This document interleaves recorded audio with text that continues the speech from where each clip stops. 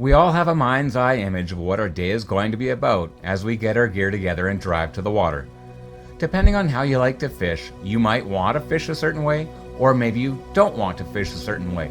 Unless we're completely sold out to all or nothing to our preference, it's important to give ourselves an out, or at least leave ourselves options in case things don't go as we hoped.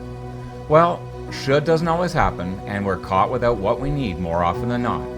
It's in those moments that we have to think things through to see if there's a way to use and modify what we have and apply on-stream adjustments in order to have a chance at what the water is offering. This day we had our minds and gears set to sight fishing for browns in clear water. A long spring full of streamer fishing, and I intentionally took 2 streamer boxes out of my pack that morning and left them home. The day was going well and we sighted and caught some nice trout in a long structure. We arrived at a hopeful run home to good browns.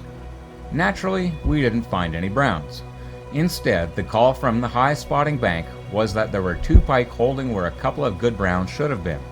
One was a rather exceptional pike. The 2 callers up high wanted the pike caught, but me, the angler, had limited options.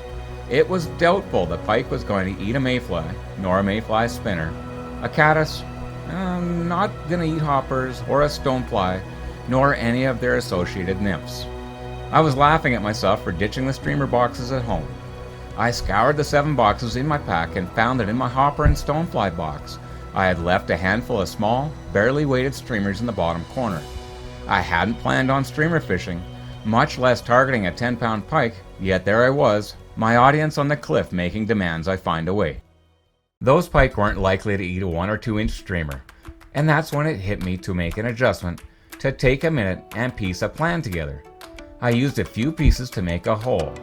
Available to me were 3 small, light streamers, some 20-pound butt section of a leader material, and 2 pike that weren't going anywhere. I had time. Using that 20-pound butt section, I tied the 3 flies in a daisy chain, tying an inch of the 20-pound to the bend of the lead streamer, then tying on the next fly.